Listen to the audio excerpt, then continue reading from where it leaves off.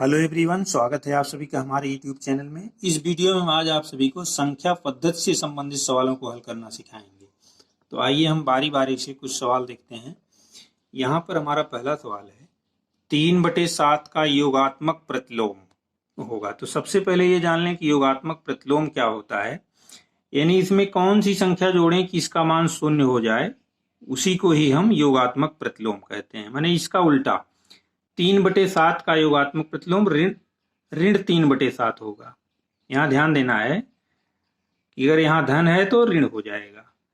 तो इसका योगात्मक प्रतिलोम, दूसरा वाला कुछ आंसर हमारा सही होगा, ऋण 3/7।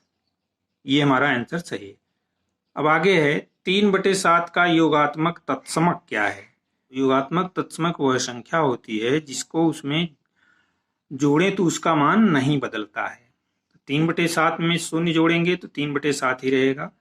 तो योगात्मक तत्समक किसी भी संख्या का 0 होता है।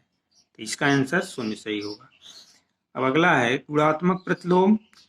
तो गुणात्मक प्रतिलोम होता है, इसमें कितने से गुणा कर दें कि इसका मान 1 हो जाए। यानी 3/7 है तो इसका गुणात्मक प्रतिलोम 7/3 होगा। इसका उल्टा व्युत्क्रम, तो इन तीनों में दिया गया है विकल्पों में से 7/3 ये हमारा सही विकल्प होगा आंसर।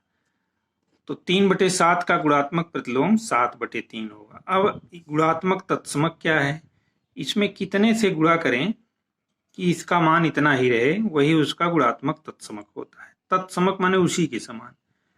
तो एक ऐसी संख्या है जिसको किसी भी संख्या से गुणा किया जाएगा तो उसका मान उतना ही रहता है।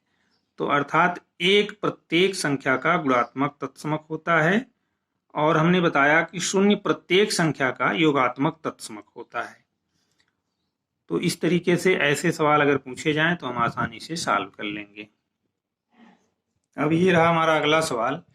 अब इसमें दिया है कौन सी संख्या परिमेय संख्या है। तो अगर कर्णिम संख्याएं दी गई हैं तो जिसका वर्गमूल हम निकाल लेते हैं वही परिमेय संख्या होती है। यानी जो पूर्ण वर्ग संख्या होती है वही परिमेय संख्या। तो इसमें 1.6 का वर्गमूल हम नहीं निकाल सकते हैं, क्योंकि अगर यह 0.16 होता तब इसका वर्गमूल 0.4 होता। तो इसलिए ये भी परिमेय संख्या नहीं, ये अपरिमेय संख्या है। कर्णिम 5 भी नहीं है, और कर्णिम 25 का मान 5 होता है, इसलिए यही हमारी परिमेय संख्या होती है। अगला सवाल है कौन सी अपरिमेय संख्या है। तो यहाँ पर 22/7 दिया है, पाई दिया है, कर्णिम 4 दिया है। तो कर्णिम 4 तो ये परिमेय संख्या होगी। 22/7 ये भी परिमेय संख्या होगी, क्योंकि सभी संख्याएं जो अंश और हर के रूप में लिखी जाएं, हर शून्य नहीं होता है, वे परिमेय संख्याएं होती। लेकिन ध्यान देना है कि पाई ये एक अपरिमेय संख्या है, तो यहाँ पर दूसरा विकल्प सही होगा, पाई एक अपरिमेय संख्या है। 22/7 परिमेय है जबकि पाई एक अपरिमेय संख्या है। अगला है कौन सी अपरिमेय संख्या है। तो यहाँ हमने बताया कि जिसका वर्गमूल या घनमूल जो भी दिया गया हो अगर नहीं निकाल पाते हैं तो वह अपरिमेय संख्या होती है। यहाँ पर 27 का घनमूल है तो इसका घनमूल 3 है, तो 3 हमारी ये परिमेय संख्या होगी। 2 धन कर्णिम 9, यहाँ पर 2 धन कर्णिम 9 का मान होता है 3, तो 2 धन 3 बराबर 5, तो 5 एक परिमेय संख्या है। लेकिन ये हमारा तीसरा विकल्प जो दिया गया है, 2 धन कर्णिम 5, कर्णिम 5 का हम वर्गमूल नहीं निकाल पाएंगे, ये पूर्ण वर्ग संख्या नहीं है, तो इसलिए यही सही है। इसमें 2 धन कर्णिम 5 ये अपरिमेय संख्या है। अगला सवाल दिया है, इसमें भी कौन सी परिमेय संख्या है। तो यहाँ पर अगर करड़ी वाली राशियां दी गई हैं, हमने बताया कि जिसका वर्गमूल निकाल लेते हैं वही परिमेय संख्या हो। 2 का वर्गमूल नहीं निकाल पाएंगे, 3 का भी नहीं निकाल पाएंगे, 4 का वर्गमूल 2 होता है और 5 का भी वर्गमूल नहीं निकाल पाएंगे, इसलिए 4 करड़ी में 4 ये एक परिमेय संख्या है। अब अगला सवाल है कौन सी अभाज्य संख्या है।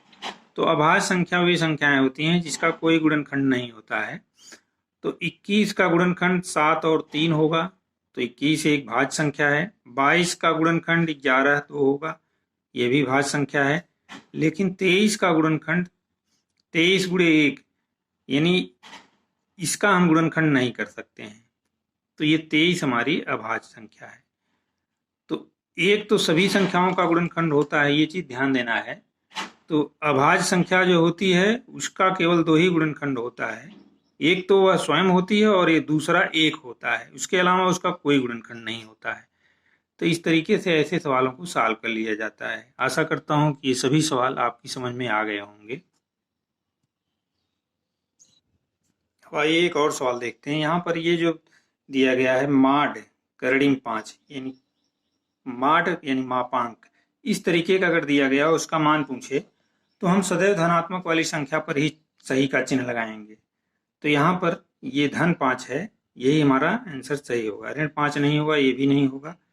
फिर दिया गया है ये माड ऋण 5 का मान क्या होगा, इसका मापांक पूछ रहा है, तो इसका भी मान धनात्मक होता है।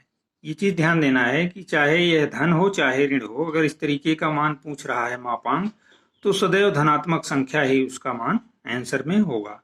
तो आशा करता हूं कि ये भी सवाल आपकी समझ में आ गया होगा। इस तरीके से हमने आज आप सभी को इस वीडियो में संख्या पद्धति से संबंधित कुछ महत्वपूर्ण सवालों को हल कर सिखाने का प्रयास किया। आशा करता हूं कि ऐसे सवाल आपकी समझ में आ गए होंगे। तो अगर वीडियो अच्छा लगे तो इसको लाइक और शेयर करें। चैनल पर नया हो तो प्लीज़ चैनल को सब्सक्राइब करें। मिलते हैं अगले वीडियो में कुछ इसी तरह के सवालों के साथ। तब तक के लिए धन्यवाद।